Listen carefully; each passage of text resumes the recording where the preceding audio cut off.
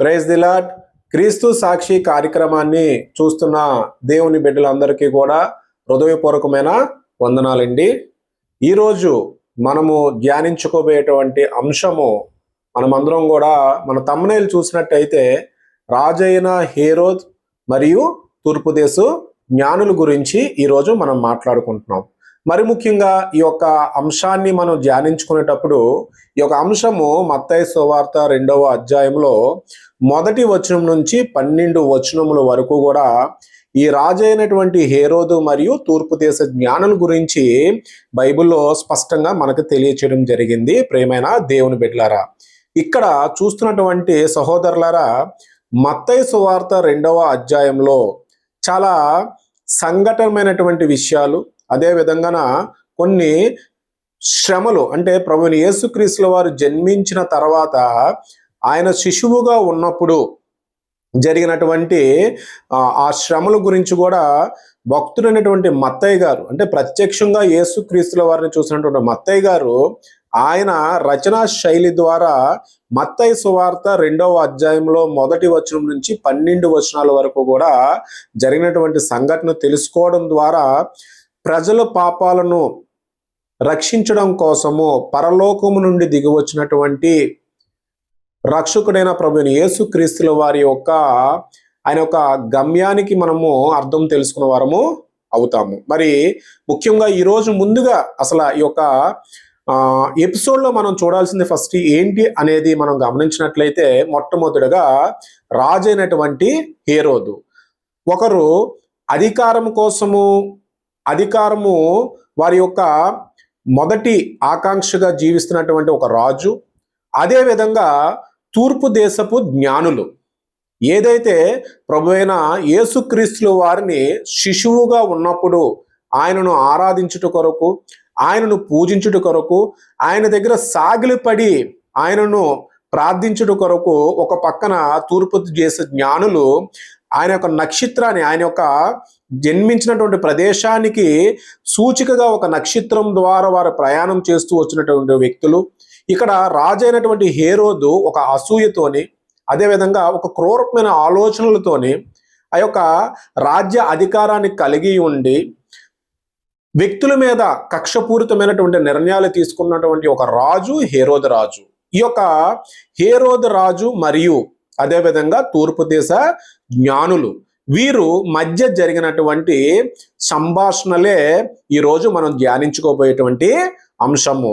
ముఖ్యంగా మనం చూసినట్టయితే ఏదైతే తూర్పు దేశపు యొక్క జ్ఞానులు ముగ్గురు బయలుదేరి, ఎందుకనంటే బైబిల్ ప్రామాణికంగా తూర్పు దేశ జ్ఞానులు ముగ్గురు అని ఇక్కడ మనకి వాక్యానుసారంగా ఉన్నది. అయితే చరిత్రకారులు వీరి పేర్లను కూడా మనకి తెలియచేయడం జరిగింది, కానీ బైబిల్లో ఎక్కడా కూడా ఈ తూర్పు దేశ జ్ఞానులకు సంబంధించినటువంటి పేర్లను ఎక్కడా కూడా మెన్షన్ చేయలేదు. ప్రియమైన సహోదరి సహోదరులారా, ఏంటి మనం అసలు ఈ తూర్పు దేశ జ్ఞానుల గురించి మనం చూసినట్టయితే మొదటగా ఒక వ్యక్తి పేరు ఏంటంటే క్యాస్పర్, అంటే ఈయన భారతదేశానికి చెందినటువంటి వ్యక్తి. రెండో వ్యక్తి పేరు మెల్క్యూర్, ఈయన పర్షియా అరేబియా దేశానికి చెందినవాడు. మూడవ వ్యక్తి బెల్షస్సార్, ఈయన బబులోను ఈజిప్టు దేశానికి చెందినవాడు. అంటే ఈ ప్రదేశాలన్నీ కూడా తూర్పు దేశానికి సంబంధించినటువంటి ప్రదేశాలు. ప్రియమైన సహోదరి సహోదరులారా, ఇక్కడ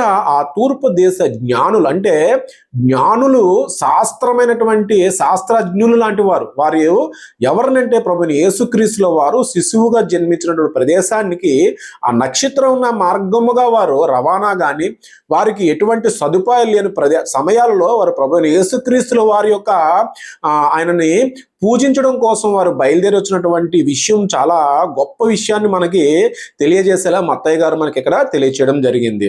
మరి మనం వాక్యంలో మనం చూసినట్టయితే ఈ తూర్పు దేశ జ్ఞానులు వచ్చినప్పుడు యెరూషలేములోకి వచ్చిన తర్వాత జరిగినటువంటి సంభాషణలకు హేరోదు ఏ రకంగా స్పందించడమే కాకుండా తను తీసుకున్న నిర్ణయాలను బట్టి జరిగినటువంటి అక్కడ సంఘర్షణలు ఏ రకంగా జరిగాయి, అక్కడ ఎటువంటి రకమైన హాని జరిగింది అనేది మనం వాక్యం అనుసారంగా మనం చూద్దాం. ముందుగా మనం చూస్తే ఇక్కడ 2వ అధ్యాయంలో 2వ వచనం మనం చూసినట్టయితే, యూదులు రాజుగా పుట్టినవాడెక్కడ నున్నాడు, తూర్పు దిక్కున మేము ఆయన నక్షత్రము చూచి ఆయనను పూజింపవచ్చితమని చెప్పిరి. ఏదైతే యూదులు రాజుగా పుట్టినవాడు ఎక్కడున్నాడని చెప్పి తూర్పు దిక్కున మేము ఆయన నక్షత్రము చూచి ఆయనను పూజింపవచ్చితమే అని చెప్పిరి. ఇక్కడ పూజింపవచ్చితమి అనే పదము ఈ 2వ అధ్యాయంలో 3 సార్లు మెన్షన్ చేయడం జరిగింది.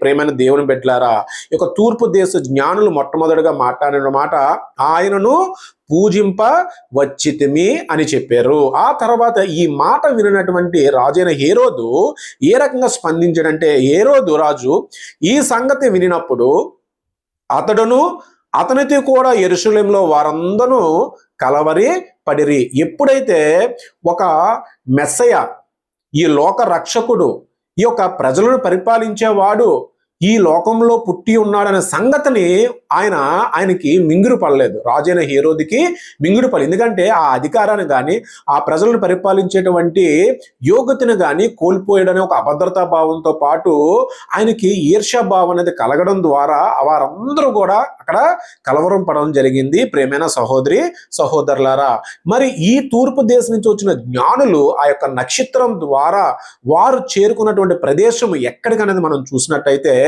10-11 వచనాల్లో మనం చూసినట్టయితే 10-11 వచనాల్లో మనం చూసినట్టయితే ఇక్కడ ఆ నక్షత్రమును చూచి, ఎవరైతే ఈ తూర్పు దేశ జ్ఞానులట ఆ నక్షత్రాన్ని చూచి అత్యంత ఆనందభరులై ఇంటిలోనికి వచ్చి, ఎక్కడికి వచ్చారండి వీళ్ళందరూ? ఇక్కడ ఈ వాక్యాన్ని మనం చాలా జాగ్రత్తగా మనం ధ్యానించాలి. ఇంటిలోనికి వచ్చి తల్లి అయిన మరియను ఆ శిశువును చూచి సాగిలిపడి ఆయనను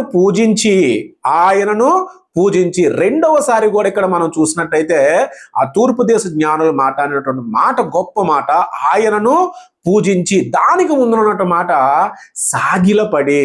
ఏదైతే ప్రభువైన యేసుక్రీస్తుల వారు ఈ లోక రక్షకుడు పరలోకం నుంచి ప్రజల యొక్క పాపాలను, అదేవిధంగా వారి యొక్క జీవితాలను వెలుగు కొరకు ఆయన వచ్చి ఉన్నాడని సాక్షాత్తు జ్ఞానులు సాగిలిపడి ప్రభువైన యేసుక్రీస్తుల వారిని పూజిస్తున్నారు అనే మాట ఇక్కడ మనకి చాలా క్లారిటీగా మనకు కనబడుతుంది. ఆ తర్వాత వచ్చిన వారట తమ పెట్టెలను విప్పి బంగారమును, సాంబ్రాణిని, బోలమును కానుకలుగా ఆయనకు సమర్పించిరి. ఏదైతే ఈ తూర్పు దేశంలో వారు వచ్చినప్పుడు ఈ బంగారము, సాంబ్రాణి, అదేవిధంగా బోలము, ఈ 3 కానుకలను కూడా ఆయనకు అక్కడ సమర్పించడం జరిగింది. అయితే ఈ యొక్క బంగారము కానీ, ఈ యొక్క సాంబ్రాణి కానీ, ఈ బోలము కానీ ఇవి దేవునికి చాలా ముఖ్యమైనటువంటి కానుకలు. వీటి గురించి మనం వివరించాలి అని అంటే మరొకసారి మనం మాట్లాడవచ్చు.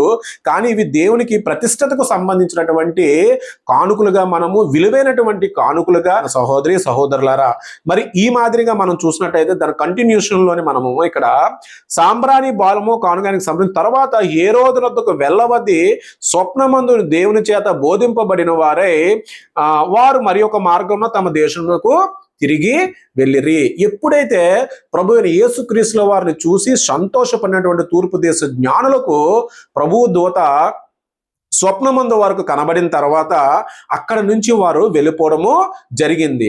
ఈ యొక్క విషయాన్ని తెలుసుకున్నటువంటి రాజైనటువంటి హేరోదు చాలా ఆక్రోషముతో ఎప్పుడైతే తూర్పు దేశ జ్ఞానులను వెళ్ళి కనుక్కొని వారు వచ్చి ఒక సమాచారాన్ని తెండి నేను కూడా వచ్చి పూజిస్తానని చెప్పి అన్న విషయాన్ని ప్రభువు దూత ఆ యొక్క విషయాన్ని విడిచిపెట్టి వారిని పంపించినటువంటి విషయాన్ని రాజైనటువంటి హేరోదు గ్రహించుకొని ఆయన ఒక మూర్ఖత్వమైనటువంటి ఆలోచన, కక్షపూరితమైన ఆలోచన ఆ రోజు అక్కడ జరిగినటువంటి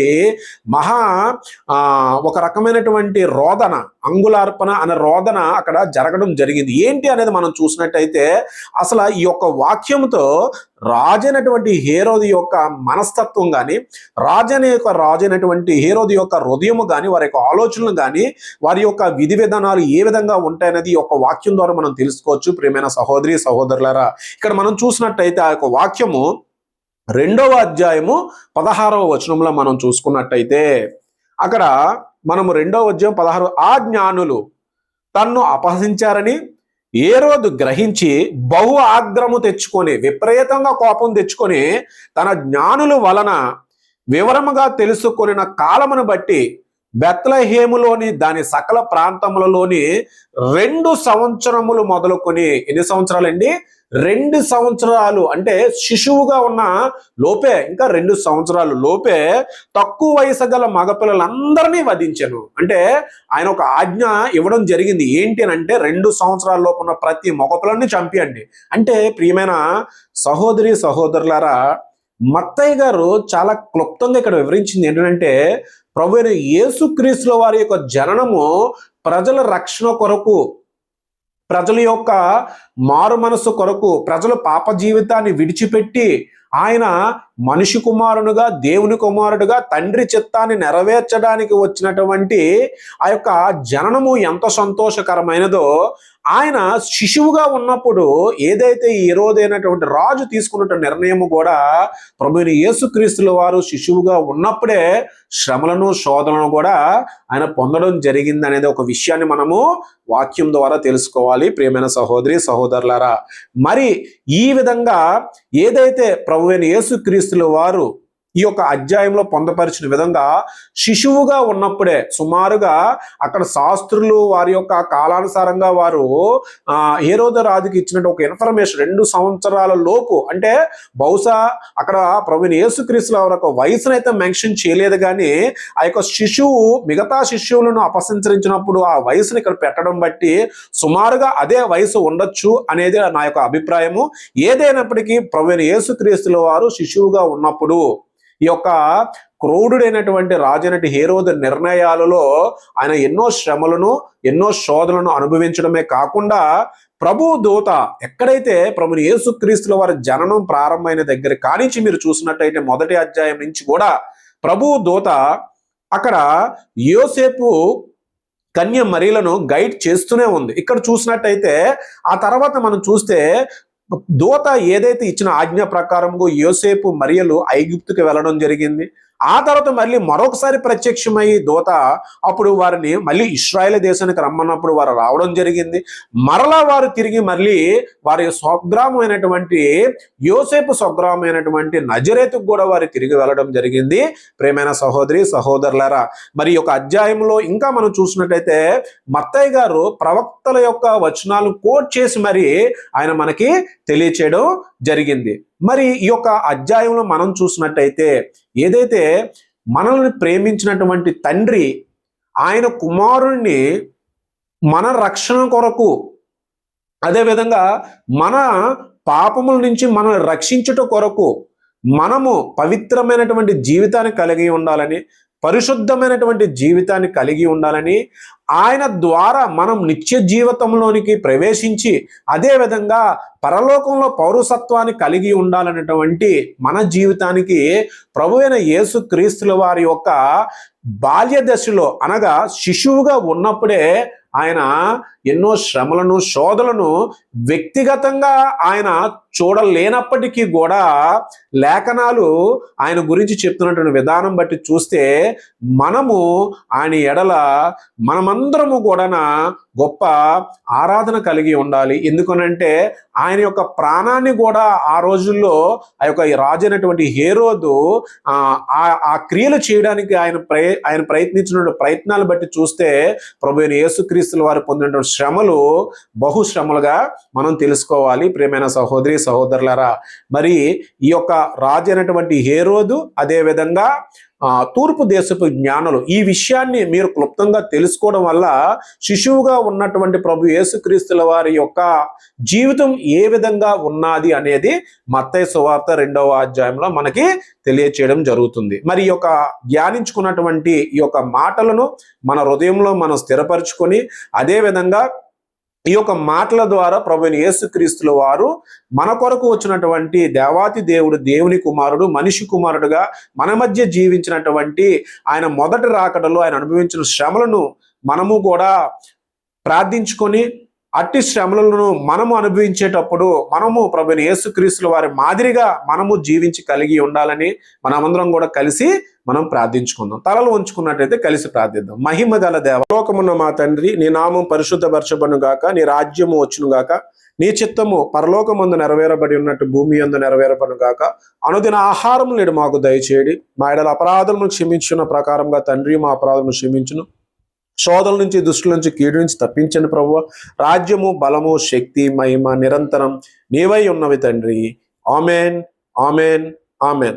ప్రియమైన క్రైస్తవ సహోదరి సహోదరులారా, మన యొక్క క్రీస్తు సాక్షి ఛానల్ని సబ్స్క్రైబ్ చేసుకోండి. అదేవిధంగా ఈ యొక్క టాపిక్స్ని తెలియని వారికి మీరందరూ షేర్ చేయండి. అదేవిధంగా మీకున్న సమయంలో మరొకసారి దీన్ని మీరు ఈ యొక్క అధ్యాయాన్ని ధ్యానించుకునేటప్పుడు ఒకసారి మీరందరూ చదువుకొని ధ్యానించండి. మరి నేటి దినము మీ యొక్క కార్యక్రమాలన్నింటిలో దేవుని కృప మీకు ఉండాలని నేను మనస్ఫూర్తిగా కోరుకుంటున్నాను. God bless you.